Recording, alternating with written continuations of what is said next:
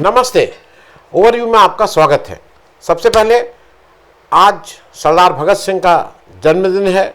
116 साल पहले इस भारत माँ के सपूत ने भारत माँ की रक्षा के लिए जन्म लिया और बहुत कम समय, मतलब अगर वैसे देखिए तो करीब 24 साल की उम्र में फांसी हो गई। लेकिन एक बड़ा अध्याय ऐसा लिख गए और ऐसा काम कर गए कि उनकी याद अगर आज करते हैं तो एक तरफ गौरव भी है और दूसरी तरफ उनकी याद में आंखें भी नम होती हैं। तो इस आज 28 सितंबर को भगत सिंह जी के जन्मदिन पर सारे देशवासियों को बहुत बहुत बधाई और श्रद्धांजलि। हमारी सच्ची श्रद्धांजलि उनको यही होगी कि हम उनके सपनों का भारत तो नहीं, लेकिन कुछ उस भारत को जिसका सपना उन्होंने देखा था वैसा बनाने की कोशिश करें। तीन विषय। उज्जैन में मासूम की हालत के लिए कौन जिम्मेदार, समाज या माहौल? दूसरा, कब तक केजरीवाल नहीं टूटेंगे? तीसरा, भारत को चीन क्यों नहीं देता भाव? इन तीनों विषयों पर बात करने से पहले आपसे आग्रह, चैनल को सब्सक्राइब करें और अगर हो सके तो चैनल की मेंबरशिप भी ले लें। मेंबरशिप का मतलब आपको एक छोटी रकम हर महीने हमें आर्थिक सहयोग के रूप में देनी होगी, और अगर आप हर महीने का कमिटमेंट नहीं करना चाहते हैं तो एक बार एक मुश्त वन टाइम आप हमें आर्थिक सहयोग भी कर सकते हैं। आपके इस आर्थिक सहयोग से हमें चैनल चलाने में सुविधा रहती है। तो सबसे पहली बात, उज्जैन में मासूम की हालत के लिए कौन जिम्मेदार, समाज या माहौल? एक बहुत कष्ट की बात हुई, दुख की बात हुई। उज्जैन में महाकाल, अब जिसको महालोक बोला जाने लगा है, सरकार ने बहुत पैसा, कई हजार करोड़ रुपए लगाए हैं वहाँ पे एक बच्ची जिसके साथ बलात्कार हुआ था, वो 2-2.5 घंटे तक करीब 8 किलोमीटर के क्षेत्र में, मतलब एक दर भटकती रही, एक दरवाज़ा खटखटाती रही कि उसकी कोई मदद कर दे। मदद मांगती रही। ऐसी अवस्था में वो सब वायरल हो गए हैं, जितने भी हैं वो सारे सीन, वो सारे वीडियो वायरल हो गए हैं, लेकिन किसी ने उसकी मदद नहीं। फाइनली वो एक आश्रम था, उसके पास पहुंची, थक के चूर थी, उसकी स्थिति ऐसी नहीं थी, बहुत खून निकल रहा था। वहाँ पे वो गिर गई और वहाँ पे उसको एक राहुल शर्मा नाम के एक पुरोहित जी थे, यंग हैं, बहुत ही यंग, वो उसकी मदद किए, उससे पूछे, लेकिन उनकी भाषा नहीं समझ में आ रही थी उनको। फिर पुलिस बुलाई गई और उसको पुलिस को सुपुर्द कर दिया गया। पुलिस ने इसकी जांच शुरू की और साथ में उस बच्ची को इलाज के लिए उन्होंने इंदौर शिफ्ट कर दिया है और इंदौर में उसके ऑपरेशन हो गया है। जैसा खबर के अनुसार वो खतरे से बाहर है।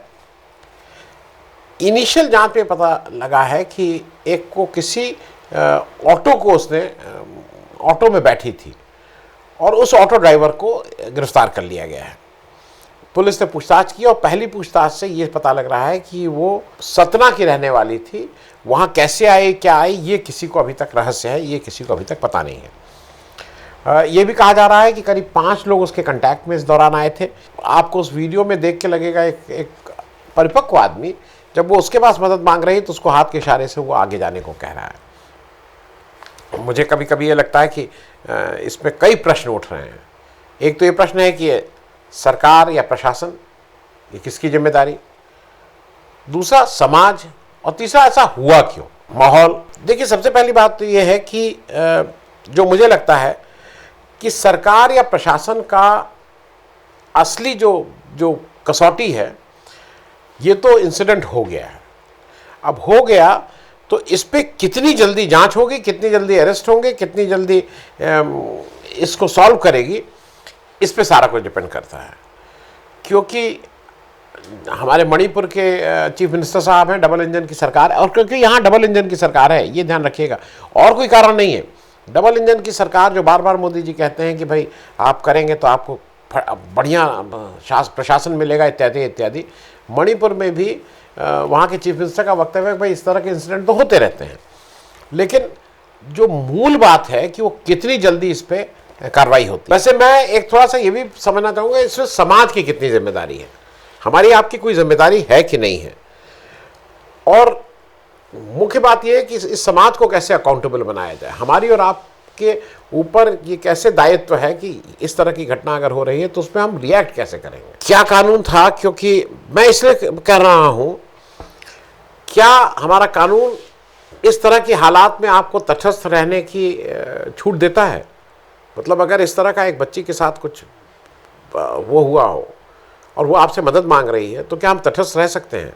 क्या हमारा कानून, इस पर भी इस पे बात करना ज़रूरी होगा। दूसरी बात यह है कि पुलिस और प्रशासन जो है उसको देख के किसी को भी उससे डर क्यों लगता है?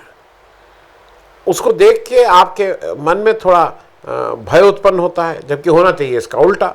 उसको देखते ही आपका कॉन्फिडेंस बढ़ जाना चाहिए, आपके अंदर ये भावना आनी चाहिए कि नहीं नहीं अब तो मेरा कोई कुछ नहीं कर सकता है। लेकिन होता उल्टा है पुलिस को देख के। तो ये किसकी जिम्मेदारी है? क्योंकि एक बात और है, ये माहौल की भी बात है, और इस माहौल में मैं दो तीन नाम इसलिए ले रहा हूं कि वो आवश्यक है। टीवी चैनल चिल्ला चिल्ला के मालूम नहीं क्या कह रहे होते हैं। तो ये जो टीवी चैनल पे बैठे हुए एंकर हैं, नाम से बताऊं, नाविका कुमार जी, चित्रा त्रिपाठी जी, अंजना ओम कश्यप जी, रूबिका लियाकत जी, ये सब लोग क्यों चुप हैं? इनको नहीं लग रहा है कि कुछ होना चाहिए? इनको नहीं लग रहा है इनकी जिम्मेदारी है? इनको नहीं लग रहा है कि प्रश्न पूछने चाहिए? अरे भाई, सरकार से नहीं पूछ सकते हो, समाज से पूछो। ऐसा क्यों हुआ?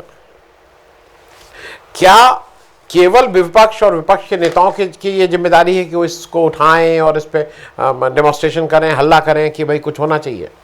हमारी आपकी जिम्मेदारी नहीं है।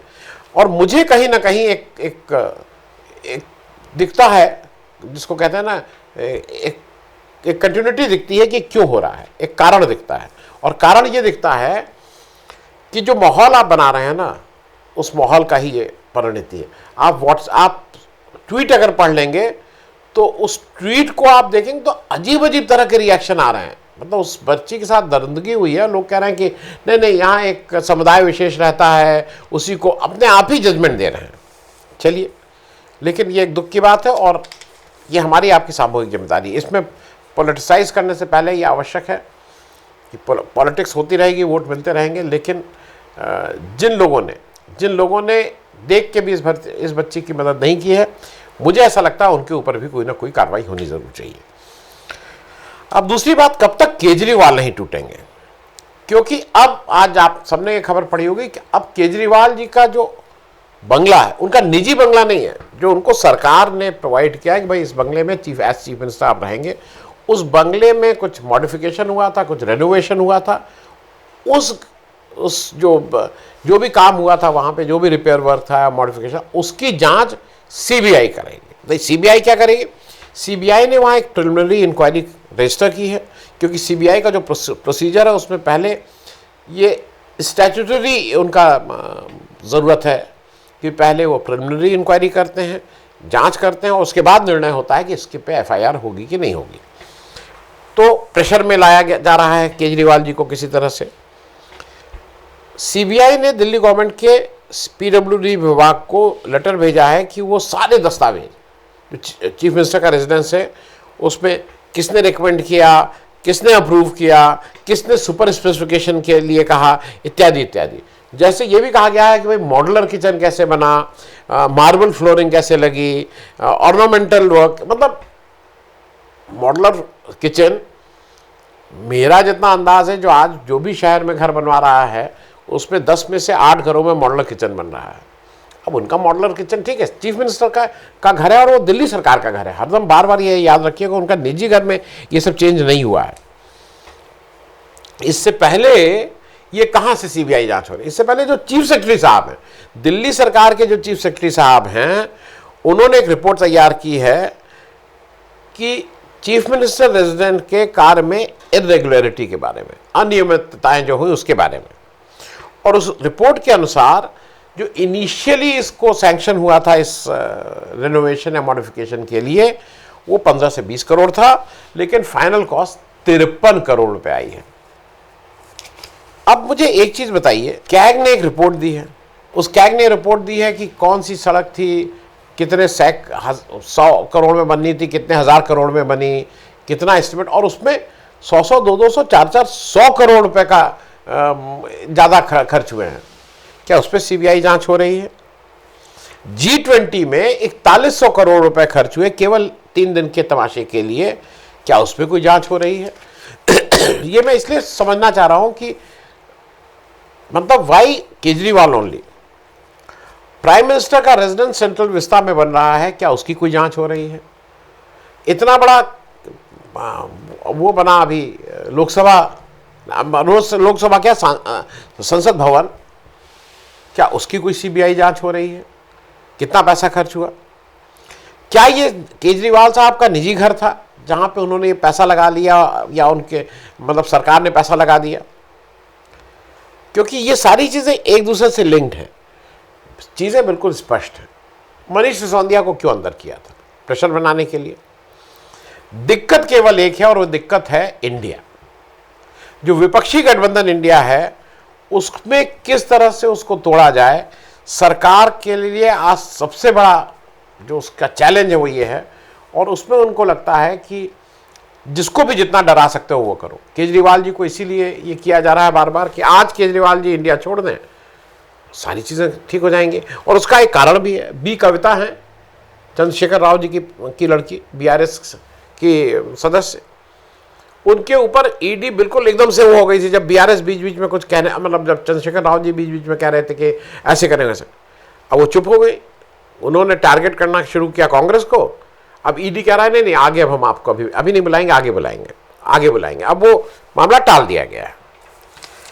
तीसरी बात, और ये भी बहुत महत्वपूर्ण है, भारत को चीन क्यों नहीं देता है भाव? इसका एक कारण है जिस वजह से मैं कह रहा हूं। चाइना का नेशनल डे 1 अक्टूबर को होता है। एक चीज समझ लीजिए कि चाइना का जो नेशनल डे है वो अपने 1 अक्टूबर 1949 में वो मनाता आ रहा है। हालांकि चाइना राजशाही से मुक्त 1913 में हो गया था, लेकिन 1913 से लेके 1949 तक उसका अपना गृह युद्ध जैसा रहा। चांग काई शेक और माओ त्से तुंग के बीच का एक परस्पर युद्ध जैसा रहा। और फाइनली चांग काई शेक की रिपब्लिक ऑफ चाइना ताइवान में जाके बन गई, और people's republic of China PRC चीन में बन गई। तो वो अपने को 1949 1 अक्टूबर से अपना नेशनल डे बनाते आ रहे हैं। आज एक फुल पेज ऐड भी निकला है, मैं ऐड लगा दे रहा हूँ भाई, फुल पेज ऐड है।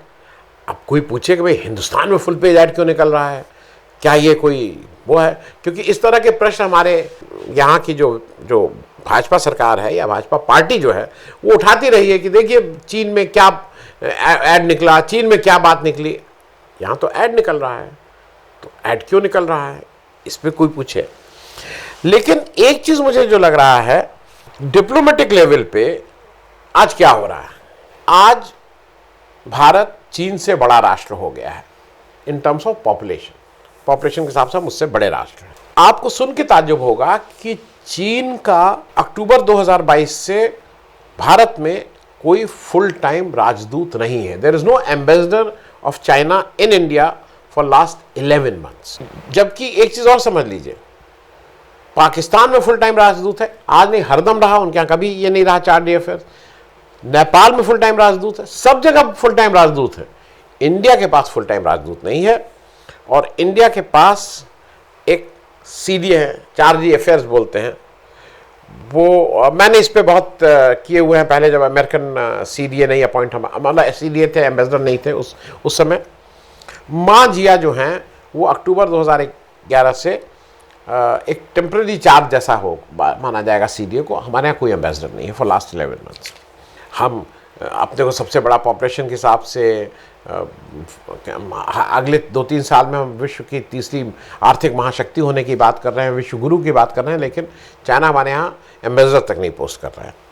ये पहले भी अच्छा इंडिया का एम्बेसडर है चाइना में, ये समझ लीजिए, प्रदीप रावत साहब, वो वहाँ इंडिया ने अब तक पूरा एम्बेसडर भेज रखा, नहीं तो वो कहीं गुस्सा ना हो जाए। वो यूएसए ने भी ये ट्रीटमेंट इंडिया को अभी दिया था। जब बाइडन साहब जीत के आए और जब मोदी साहब वहाँ जाके ट्रंप जी का प्रचार किए थे कि अब की बार ट्रंप सरकार, और जब बाइडन साहब आए तो ऐसा माना जा रहा है कि उस गुस्से में उन्होंने इंडिया में किसी एम्बेसडर को पोस्ट ही नहीं किया। इंडिया में 2-2.5 साल तक यूएसए का एम्बेसडर नहीं था। 4G अफेयर्स और एम्बेसडर में क्या फ़र्क होता है मेरे दूसरे वीडियो में देख लीजिएगा तो आपको क्लैरिटी हो जाएगी। एक ये पार्ट टाइम अरेंजमेंट है। There is no one to take decision. और ये आपकी हैसियत को भी दिखाता है कि आपकी हैसियत को कम करता है। अब ये समझ लीजिए जो नेशनल डे रिसेप्शन होता है, सारी कंट्रीज़ का होता है, उनका नेशनल डे हर एक कंट्री का है। उस रिसेप्शन में जब वो दिल्ली मतलब भारत में हो रहा होता है तो वो भाई एक इन्विटेशन भेजते हैं और भारत सरकार की तरफ से कोई ना कोई मंत्री उसमें पार्टिसिपेट करता है। कल सऊदी अरेबिया का भी रिसेप्शन था, उसमें स्मृति ईरानी जी मंत्री हैं, भारी भरकम मंत्री हैं, उन्होंने भारत सरकार को रिप्रेजेंट किया। लेकिन चीन में हमारे एक जॉइंट सेक्रेटरी साहब गौरंगालाल दास जी को भेजा गया, और यही मतलब हम जॉइंट सेक्रेटरी लेवल के आदमी को 2020 से भेज रहे हैं, हम अपने किसी मंत्री को ये नहीं भेजते हैं। मैं ये बात इसलिए आपसे कह रहा हूं कि अगर आप इस प्रोटेस्ट के साथ नहीं भेज रहे हैं तो देश को भी बताइए। अगर आप अपनी खिसियाहट में नहीं भेज रहे हैं तो मेरे हिसाब से ये एक बड़ी अपॉर्चुनिटी होती है, क्योंकि वहाँ पे जब आप जाएंगे, ये दास साहब ने वहाँ जाके कोई वक्तव्य भी नहीं दिया जो नॉर्मली वक्तव्य दिया जाता है। तो मेरे हिसाब से आप जाइए, अपने जो भी आपका है भाई, ये तो डिप्लोमेसी बताएगी, लेकिन वक्तव्य दीजिए, अपनी बात कहिए, कहिए कि आप क्या ये हो रहा है, आप ये वायलेशन कर रहे हैं, आपको जो कहना वो कहिए। अगर वो अपने देश का फुल पेज ऐड हमारे देश के अखबारों में छाप सकते हैं, तो हम अगर वो हमें बुलाए हैं तो उस भोज में जाके हम अपना वक्तव्य क्यों नहीं दे सकते हैं? किस बात से डरते हैं? तो कहीं ना कहीं इस डिप्लोमेसी में, और खास करके चीन से, जो हमारा एक इनहेरेंट रिलक्टेंस, डर या जो भी कहिए, उससे तो आगे बढ़ना पड़ेगा। ये कह देने से काम नहीं चलेगा कि वो बड़ी इकॉनमी, हम छोटी इकॉनमी, हम क्या करें क्या नहीं करें। आप बड़ी छोटी जो भी रहें, आपको कम से कम एम्बेसडर तो यहाँ पोस्ट करवा लीजिए चीन का, जिससे बातें तो कम से कम आगे बढ़ें। आप एम्बेसडर ही नहीं पोस्ट हो रहे हैं और हम लोग कह रहे हैं कि चीन से हमारे रिश्ते बहुत अच्छे हैं। थैंक यू सो मच, धन्यवाद।